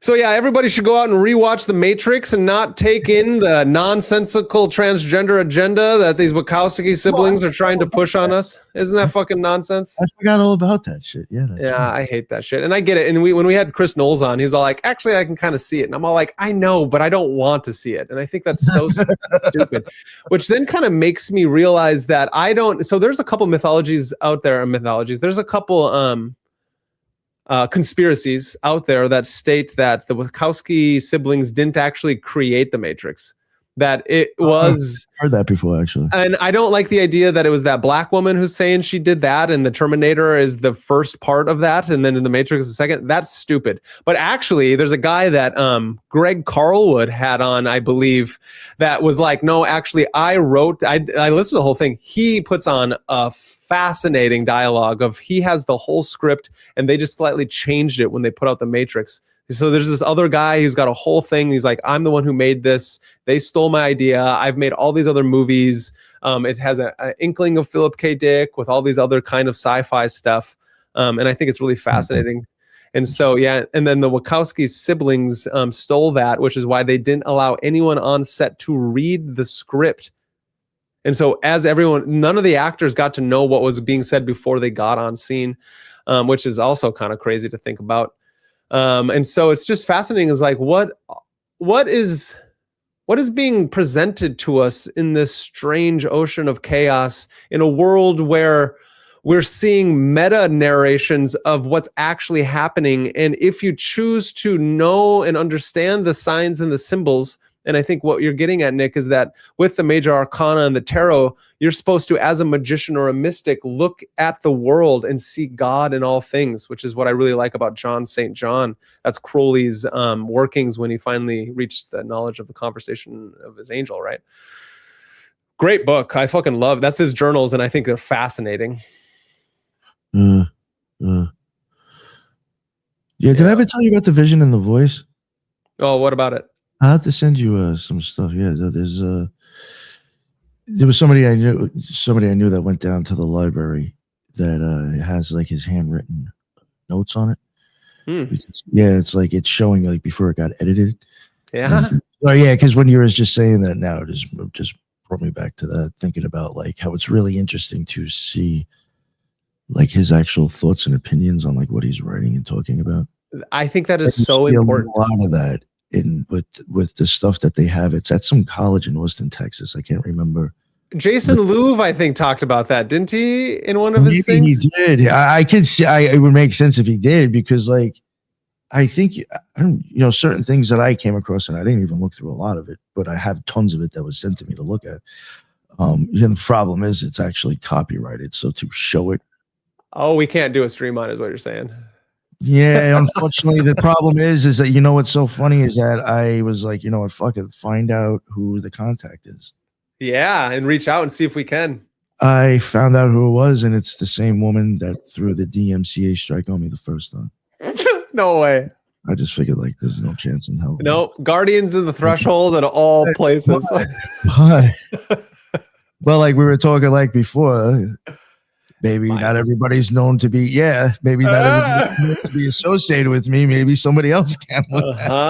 I got a real nice smile, and my voice is a little sultry right? at times. Like MagusintheMedia here wants to, and technically this is the saddest thing is that I do actually, and it's not again to promote this shit, but I think if I was to actually show this stuff and show, at least gave my opinion to like, and show you like what he's actually doing, it actually like helps them to Helps make it the look. OTO. Yeah, it actually like to actually show this guy's like you will definitely see he makes shit ciphered for real. Yeah. You'll see him do the math on the side. You'll see him take certain words and then fucking make sure it's in what he's writing over here. Yeah. You see him doing the math for Rose to insert Rose into his shit. So it's like, you got to wonder, is he talking about his girl? Is he talking about the flowers? Is he talking about whatever word that matches Rose in Hebrew gematria or Greek? Yeah. And even he had a little bit of opinions of certain people too that I think the probably would be very surprised about. Yeah. He used certain words that I'm sure they would shun. Oh, of course. And I think it's interesting how even though he's kind of put out there as the radical, liberal, libertarian kind of character, he had a lot of very traditional conservative views. Yeah. And I still think he did, regardless of him still being whatever, people. Yeah. Super even bi. like, if he was bisexual or not, I still think there was even certain views on him that he wasn't as liberal as I think they think he was. Yeah, no, I completely agree. I think if you look at some of the shit he says, if you take out the context of like just how they talked back then, I do think he was shitting on people with certain things that he said, though. Just the way he said it sounded so nice. And I just think in that sense, like the guy wouldn't have been doing that if he was really the person they make him out to be. No, I know, I agree. And I think he would be shitting on a lot of the Thelemites and the Crowleyites out there massively. And so it's fascinating. What the fuck happened? Yeah. What the fuck happened? Yeah. What happened is exactly what I didn't want to happen. It's almost like they forgot to read his material. Yeah. Yeah. He would be like, yo, you guys fuck this all up. Yeah. What the fuck is that? And, that has nothing, I swear to God, nothing to do with any like sexual weird, identities or any of that stuff. It's just the way I hate to say it, the way the order is going. I think my opinion, I think he'd be very upset. Yeah. Oh no, for sure. Especially, what was the guy who just did an interview? Did you watch that interview where the guy who was a part of the OTO and he quit and he did a response video to what he experienced in the OTO? Oh, yeah, I saw Jason Lube. Jason Lube with his girl did it. Yes, I watched that. That was wild. I will even tell you straight up. Obviously, because he was a lot higher than me. There was stuff that he said that to me would make sense, because there is even times that I said when I took the second degree, they will tell you that after the second degree, they will tell you like certain things that are needed for every degree above that now. That's kind of like a checklist, but they're not giving you everything. They just give you like certain, like one thing. And, there was at one point, it's like you had to be with somebody that was in the order itself. So then when you start listening to what this guy says, it kind of makes sense, but it's like, fuck, like he got up a lot higher. And there was shit that he said in that show that I was like, yo, I actually did not even know the OTO was like that. And like, I hate to say it, but I'm like, yo, I was like, that order might've been a little bit more fucked up than I even thought it was. No, I think so. I'm even looking it up right now. It only ever says ex OTO member, and I can't get what his name is, but you can go to it. His thing is the turning of the sky. Is it Entelikea? Is that his?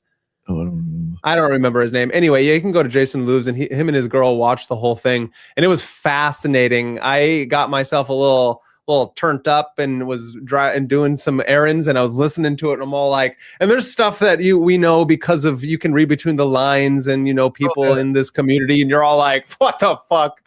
It's fascinating that they still back up this institution. There was it's interesting, when that came out a couple of days after that, I ended up speaking with somebody, I don't want to put them out there, but somebody who used to be an OTO member themselves, and they were in it a lot when they joined. It was probably like almost 10 years before I did. It's just they left for a bit and then came back and then started doing initiations, and then that's how like we ended up like knowing each other, because the person came back when I was there, when I started.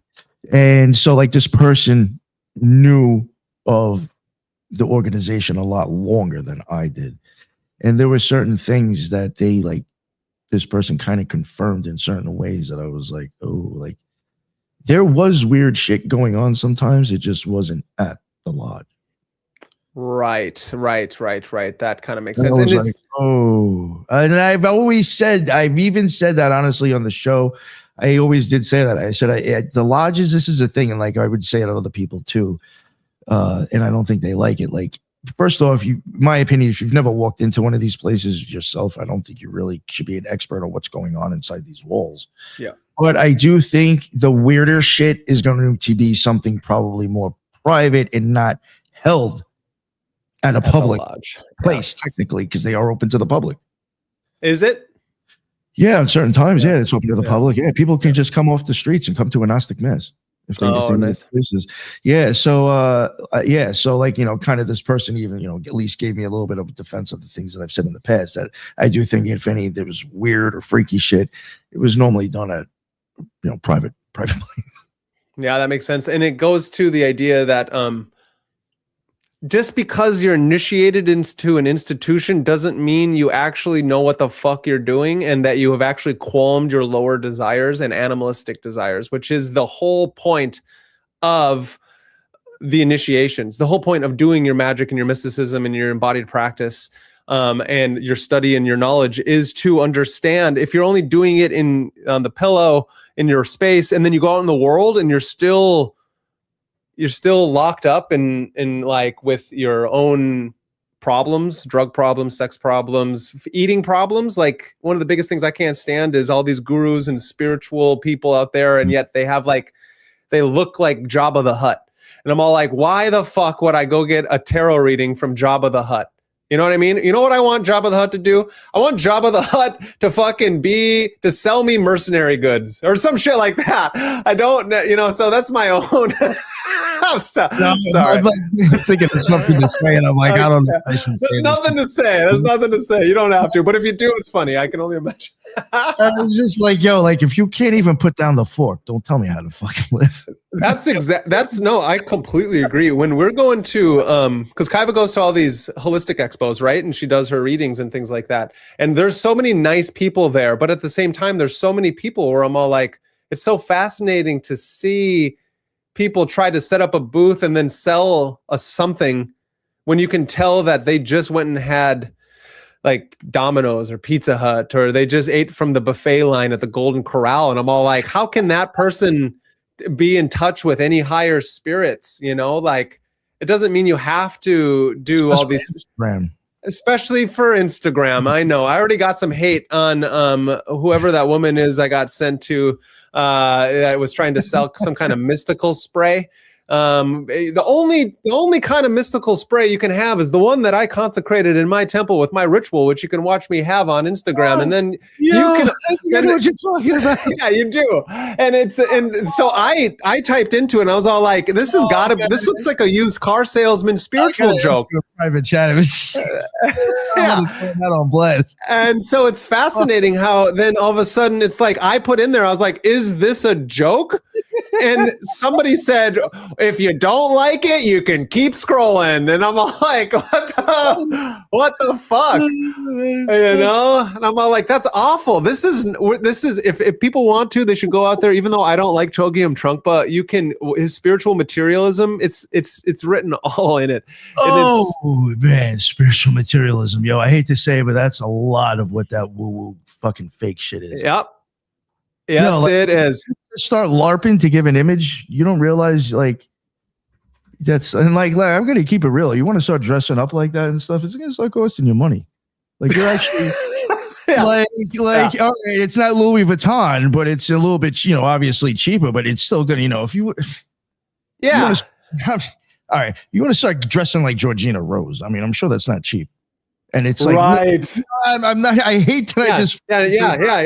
Yeah, no hate, Georgina, but you just wanted people to get a really good idea of what I'm talking about. Her cottagecore look, and she makes fun of herself, I think. So that's just part of it. Is that's expensive. Her Victorian fucking sweet pea look is crazy. That's it's like, how much of a materialist, spiritual materialist have you become now? Yeah. You know, these people that just, I don't know. It's just, what?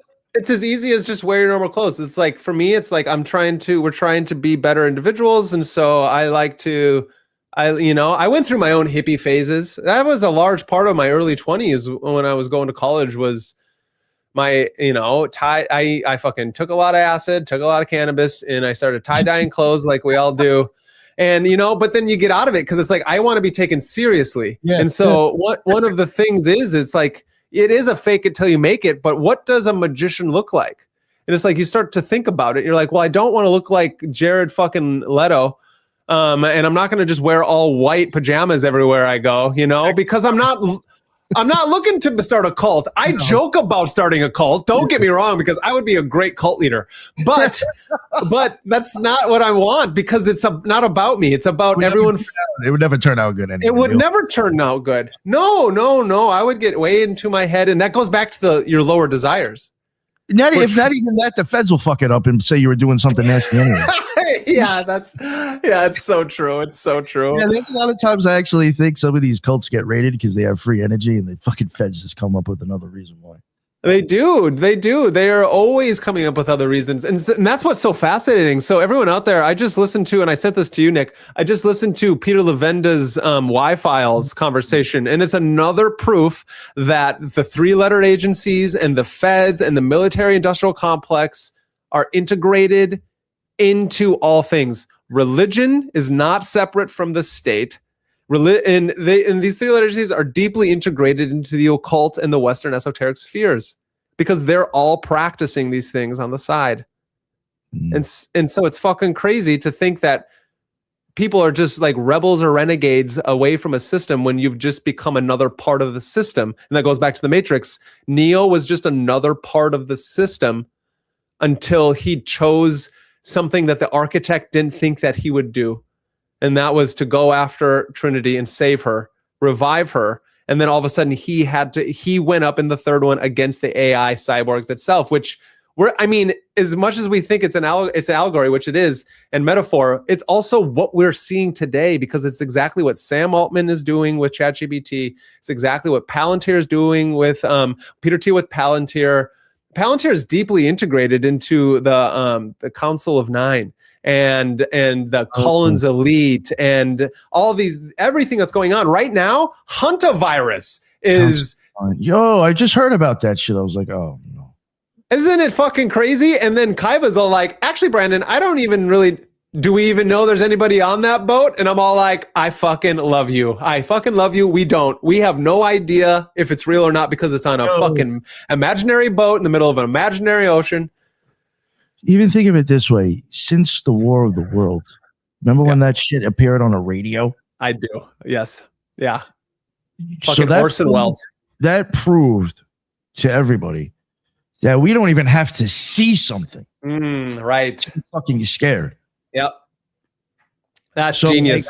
Like, I swear to God, I think, like, could they even just film some sort of alien landing and put it on TV and people would just believe it was real anyway? It never even fucking happened. Like, just AI. Oh, yeah. Well, that's what George. Yeah. You don't even have to be there. Just the image now of it being played by the news, and then every conspiracy theorist having an opinion about it is just going to make some people think it's real regardless, and you'll get panicked. Oh yeah, and that's the idea, is that we need to separate ourselves from what is coming to us on the screen, because these screens are black mirrors that are stealing your energy and your loosh, and they're ciphering it from you to give it to the fucking AI Sumerian Archon that's trying to control the system. And even if it's like, well, that's a funny comic book, and I'm like, I've read it, it's great. But the idea is that think of it metaphorically, think of it allegorically. It doesn't even have to be something that is an AI Archon or a fucking alien or an ultra interdimensional, but most likely it is. We live in funny land. Like how you said that with the phone. This is a shameless shout out to myself. Please. In a couple of weeks, I have with the mechanics of magic. It's a series that I'm trying to do to show, like, science tied into certain magic stuff. I do get into the scrying mirror, scrying mirror, and that's like the scrying is like one of the whole episodes is just on scrying and like the effects on the brain and everything, regardless, in the eyes. But I do end with the phone.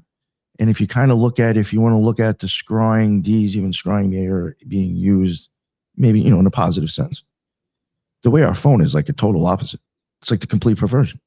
And it's like, who's fucking using who now? Yeah. No, that's exact. I like that a lot. And the idea is that they don't even have studies showing you how these phones are fucking us up. Oh yeah. I was EMFs. even the whole show. No, just psychologically. Right. There's actually enough studies on there that's like mind blowing. That it's like, and nobody talks about this. Like seriously, there's actual like legit scientific and academic studies that are taken serious, where it shows you what these social media apps and what these phones are doing to us is fucking our heads up. Yeah. Oh yeah. And what's fascinating is then that actually I came up with that with Danielle Lane when I had my conversation with her yesterday, because she's creating Palinode Productions, because she and her team are trying to state how it actually matters who's creating these things. And so the technology in and of itself is a double-edged sword, which like Prometheus with bringing the fire to us, it is both a positive and negative depending upon who's using it and who's creating it. And so if it's coming from, interesting enough, all these fucking Silicon Valley, I don't no hate, but they're all homos. And so it's a fascinating thing how it's like Sam Altman, Peter Thiel, they're all gay men. JD Vance. JD Vance, who's hitting on Erica Kirk. And so it's a fascinating, and so that's a joke. That's connected or not, I don't know. But you have to realize that like we're putting all of our pennies and all of our technological know-how into this Minority Report system. And that system is, we can see it happening because our visionaries and prophets of our science fiction, dystopian, and fantasy stories have been talking about it. And now we're seeing it come true. And so anybody out there who's all like, well, those are just stories. And I'm all like, well, everything starts out just as a story. Just think of yourself as a caveman drawing the cave paintings of a fucking saber-toothed tiger and you attacking it. Then what do? You go fucking out there and you attack the saber-toothed tiger or whatever it is you're trying to kill, the deer. And then you do exactly what you drew because art is magic. And so if enough people are writing about these things, they're seeing the writing on the wall. And if we out here are not trying to help understand and rewrite the mythology, rewrite the stories, then all of a sudden we're going to get somebody else's stories. And those stories are going to come true. And it's not the kind of story we want. Because as Robert Anton Wilson stated, the Illuminati, yes, there are Illuminati out there. Not really, but there are people. But there are so many countervalent egos. So it's hard to just make it all true all the time. But the Illuminati is your 5 closest friends around you, which is then why things like the Occult Rejects is so important. And why like MagusintheMedia, why we're coming together and having these conversations. Because we're trying to rewrite the script away from what these other people are doing, right? Don't you feel that? Yeah, that's why I even choose the route that I even go with what I do on my stuff. It's not that's not something that's kind of widely done. Yeah, and I do think there's something there, and like other people on the show like Jin, I don't know a damn thing about his stuff except for what he's told me and taught me. No, you know what I'm saying? A complete different system. Same with some of you. Yeah. But yeah, everybody, I will say, like, not to make it sound like people think it's some Illuminati shit, but I do look at the show as kind of like a magical egregore in itself with all of us. 100%. No, I think they'll 100%. And I do want it to make an impact on the whole community before we're all dead. I do too. I do too, because what else are we doing this for? If a positive way, a positive one, yeah, of course. Which is then sometimes why we got to take the flaming sword of reason to cut away all the nonsense. Other people can do it. We at any time. So as I don't know if you heard it, Jin on our last fucking live stream was like, I'm speaking as Jin. I'm the best fucking Kabbalist out here, and anybody out there, it's like, yo, this motherfucker. Come at me, and so he's like, anybody in the institutions want to debate me on fucking Kabbalah, I'll do it. And I think that's actually really healthy. And I think it would more debates in these spheres, I think the better. Yeah. I was like, this motherfucker. Yeah, I love it. I took offense for like 2 seconds, probably. I was like, who the fuck? he is, man. Yeah. I love that. I like Kabbalah too, motherfucker. Yeah, I know. And that's what he even certain parts of it. But then again, I don't know. Maybe there's certain shit that I could say that he wouldn't know. But I was like, unfortunately, there are certain areas of the Kabbalah that it probably would leave me like, okay. Oh, like, for sure. We say it. So unfortunately, I'm like, fuck, I don't even know if I'd want to risk debating. Yeah, no, I hear that. It's really good with the Kabbalah, unfortunately. Oh yeah. Shout out Paul Tripp. Thanks for the $5. Every little penny helps on this, and we truly I truly love that. Thank you, pal. And let's answer this. Okay, so here's the question. Yeah, here's the question, Nick. What do you two think of the Golem myth, the creation that overthrows its maker, the machines overthrowing humans, and Neo overthrowing the architect? What do you think, Nick? I've often wondered if like the Golem is kind of like it's an iffy one. I have wondered if it kind of like represents like the coming back from the abyss and like kind of like returning back to the clay, back to the world. I don't know, something along those lines. Yeah, I'm even wondering like, unfortunately, I don't know if there's like a specific recipe. But for all I know, there could be certain minerals and shit and that could even like go with like grounding of what's in the human body. But that's ideas that I've had, kind of like that, or like, kind of like, almost like a Frankenstein type of idea. Yeah, it's definitely which again is supplied by electricity, lightning. Right. It's really interesting if people go watch the new one that came out, and I've even used this, and I do think I was going to try to maybe show a case for it. I know it's a little bit of a stretch, but if you look at the lymphatic system. They mentioned that so many fucking times in Frankenstein about how that was the key thing. Yep. And if you take that and I think a little bit other parts of your nervous system, and if you were to layer that over, like, if you were to take that and layer it over like a person, instead of making it leaves and making it look like a nervous system, you would look a little bit like the Green Man. Oh yeah, nice. Because the lymphatic system actually goes up your face and everything too. It does. Yeah. I mean, that moves all the fluids and the fats and the drainage system. It is what moves our toxins out of our body. It's a widely known, misknown. Like people don't know about the body's physiological lymph. But just like real quick, before I want to stress this. If you were to go look at people in the Renaissance times, go look at books in this 15, 16, 1700s. Motherfuckers were drawing the inside of brains, eyes, the nervous system, blood. You had Robert Flood coming up with like stuff with the blood. Like, oh yeah, there's the polymaths, occultists, alchemists back in the day seemed to think this shit was important.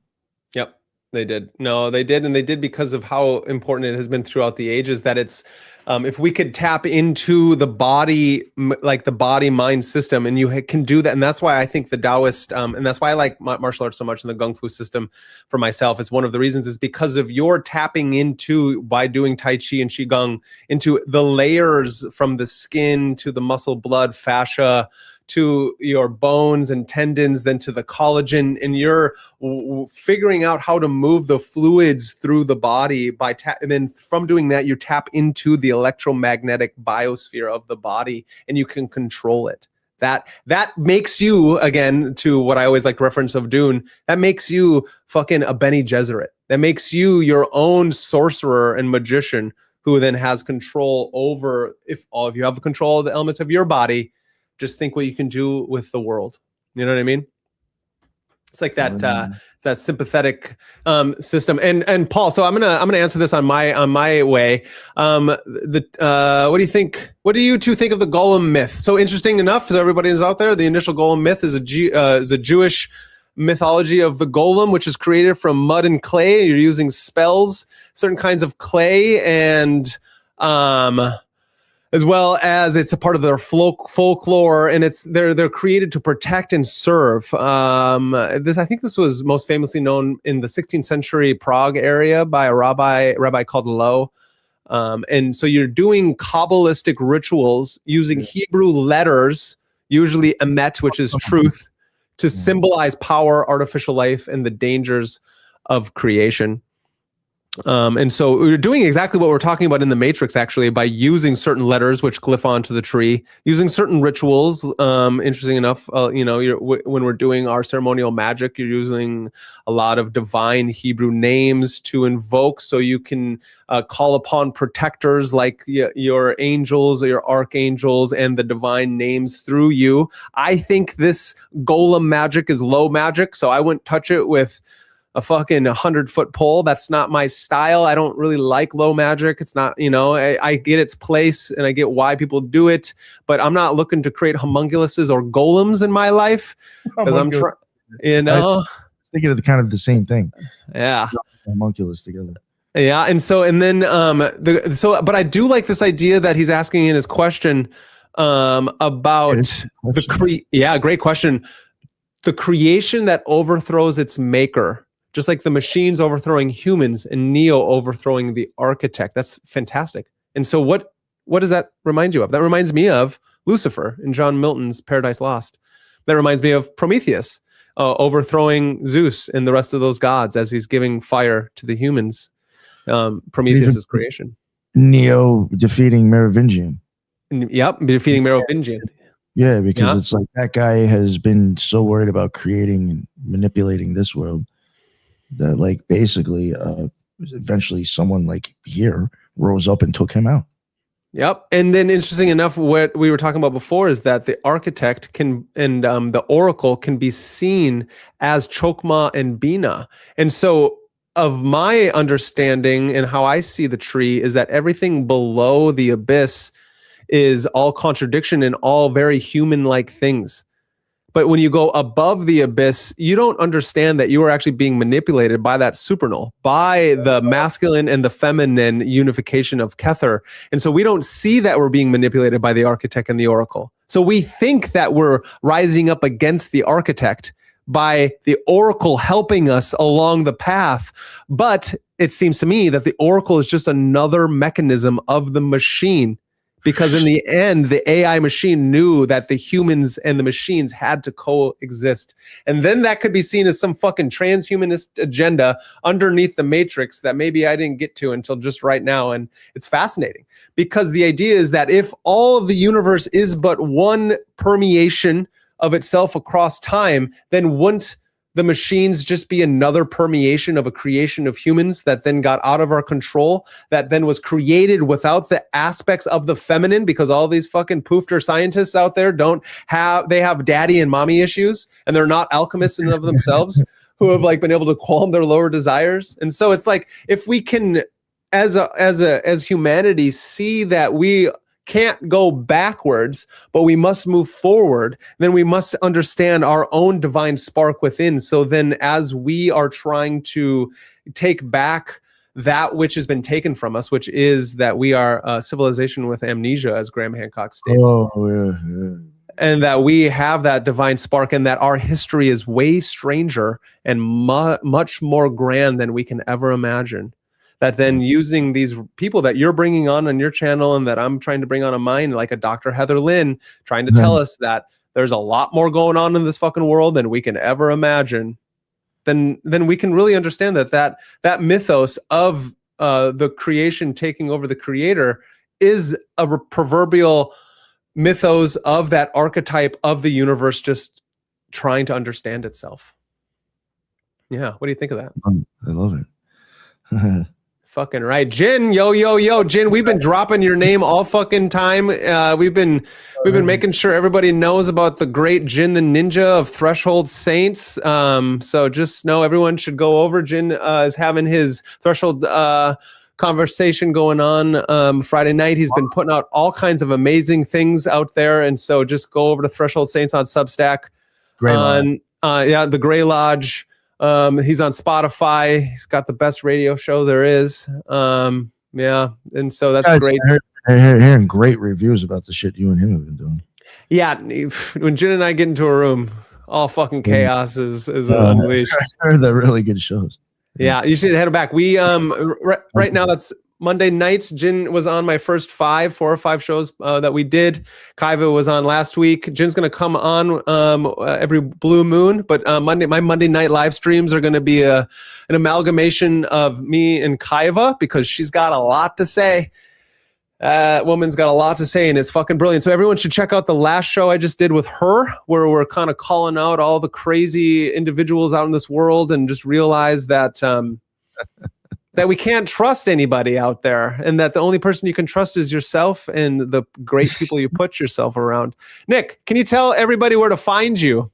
Hell yeah. Yeah. The Occult Rejects. We're on BitChute, Rumble, even though I wouldn't really suggest to go on BitChute or Rumble too much because I haven't really updated them.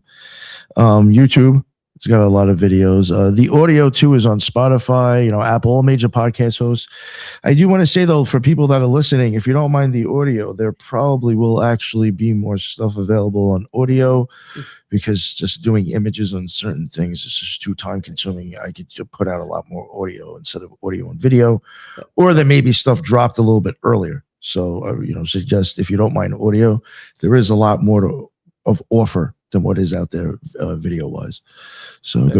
Go check out the audio. And we have occultresearchinstitute.org, which does have a bunch of stuff on there to read, and tons of stuff I still need to add, which is horrible. I really need to do that. But, oh God, I'd have so much shit to add. It'd be unreal. But yeah, there's a lot of stuff on there if you don't mind reading. And there's like a lot of shit, like I was even talking about alchemists and people from like Renaissance time, Islamic alchemists. So there's people that are like substantially old, and it's like if you go and look back at what they were doing, and they were all like polymaths. Yeah, you gotta be like, yo, we're missing tons of shit with this stuff. Yeah, we're very hyper fixated on some small little parts, and that's it. Yeah, that's so true. Yeah, the Inquisition took a lot of things from us. Definitely. But yeah, thank you very much, man. I had a blast. That was a lot of fun, man. I was able to like nerd out on my shit, and you totally entertained it. So thank you. Damn right. I'll entertain it all. I love all that shit. And you'll know when I don't entertain it because we won't be doing it. I know, yeah. Yeah. I think the funny thing is that like I've been told before the same thing, but I've even noticed with you, I was like, I think like when somebody says something that it rings our bullshit meter, you're gonna see it on our face somehow, regardless. Oh yeah. Regardless, we don't say anything on the show because I've had people tell me like I can tell like when you're just like, oh fuck, really? Yeah, I think it's important. It's authentic. Well, especially if the shit shocks me. Sometimes I'm like, whoa, oh fuck. Yeah, and I've got a big smile, and my eyes get squinty or not. Sometimes I've looked at you, and I'm even like, I ain't buying this bullshit. I think he isn't either. Yeah, no, that's good. Well, yeah, no, this is fantastic. We're gonna do more of this, just so everybody knows. Nick is going to be a regular on MagusintheMedia live streams. Hell yeah, that'd be fun. I'm trying to, with the crazy things that I'm doing in this life, I got a lot going on. MagusintheMedia is a major part of it. I teach martial arts during the day. I do other things for that skrill. Got to get it good. I just want everybody to know I got a bunch of great interviews coming out. Here in a few hours, I'm going to be interviewing the great Lon Milo Duquette. I'm very lucky to have him on. And so that'll be coming out early next week. I interviewed Danielle Lane. She's the professor of philosophy from Gonzaga. Nick just had her on the Rejects, and that was a fantastic conversation. Yeah. That woman has got spit and vinegar. Oh yeah. And she's got very impressed, actually. Very impressed. She's super smart, and she's got a lot to say. And as long as you just let her go and just she'll just fucking take it. And that's the kind of too and everything. And she brings receipts, and that's the passion that I love, and that's why I like talking to like the kind of philosophers that I myself am as well, because they want to be out here, and I think the occult esoteric community needs them to be out here, and so that's something that I'm trying to do, and I'm going to tap into that whole Palinode Productions that she has and try to get all of those professors on here, and then the good ones will bring over to the Occult Rejects as well. Awesome, nice, thank you. And so I'm going to got that coming on. I'm going to be interviewing this Colin Concrete. He just came out with his book Universalism, and I did buy that, and he's a good dude. So I'm excited that I'm going to try to get that out soon. And then Scarlet Imprints is coming back on. So I'm going to interview Peter Gray and Alkistis Demek on their own. So I'm going to give them each their own show because they both have something to talk about. Oh, So that's a great idea. I've been meaning to yeah. reach out to them too and get them back on. I wanted them to talk about that Lucifer idea thing that they had going on. That I'm actually reading Lucifer Princeps right now, and it is phenomenal. Peter Gray is an amazing writer. Oh yeah. David Beth, I'm going to tell him about you as well, Nick. David Beth wrote The Black Pilgrimage. He is the co-owner of Theon Press. Theon. Yeah. This book is probably one of my new favorite books of all time. So everyone should go out and take a look at that. It's called The Black Pilgrimage, and I'm very impressed. And so I get to interview him on Monday. And so I got a lot of interviews coming. I got a lot of work ahead of me. I'm going to be trying to also I want to tap into the geopolitical spheres from the occulted mythological perspective. So I want to do more things about what's going on in the world, because we're getting alien disclosure. You know what I mean? We're getting more Epstein. We're getting more nonsense, and we're getting Palantir. The world is collapsing at the seams. And it's fucking beautiful, and I'm here for it. Aliens, you know who I was trying to get on the show, but I was like, I don't know if they will because I've trolled them. Oh, I told you about it, Peter Levenda. Oh, Peter Levenda, exactly. You should. Yeah, I want to get him on. I followed him on Instagram. He didn't follow me back, unfortunately, but I'm going to try to get in touch with him to see if he did let me follow him, because I think he does have a private account. Oh, cool. I guess he didn't hate me too much, but yeah, I actually do want to try to get him on. Yeah. Oh yeah, he's a very interesting dude. Oh, he's so interesting. That man's been through so much. So the Y-Files guy had him on there, and it's a 4-hour long interview that Kaiva and I just listened to, and it was fucking amazing. It's just, the world's just so crazy. And Paul, you're right. A lot of it has been predictably programmed into us, and so we do have to realize that it is like what is going on in the world isn't new. It's not anything that we should think of as like, oh my God, I can't believe this. It actually should be like, what's going to happen next, and how are they going to try to control us through this next level of what it's going to be. Is if it's not Project Bluebeam, right? It's going to be some kind of alien. The X-Files did it. It's all over X right now, that in the last season of X-Files, they had the hantavirus start to be another COVID-like disease out there in the world. And it led to it being produced by aliens. And so the alien disclosure and the hantavirus stuff, all of this is just a slow drip to put you into a small 15-minute city, because 2030 is right around the corner. And it's just going to get crazy. And so, yeah, nice. I pander on.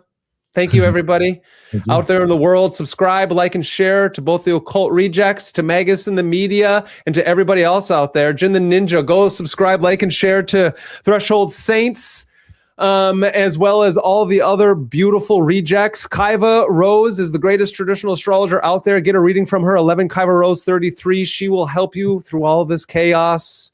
Make sure check out all my merch I got. I got more merch dropping. If you want this badass logo on a cup, a shirt, a sweater, I got it out there, and that every little bit helps me to be able to do this more. So here it is. I've held on to Nick far too long. So all of you out there, have a fair, merry weather day, and we will see you next time. Have a good evening.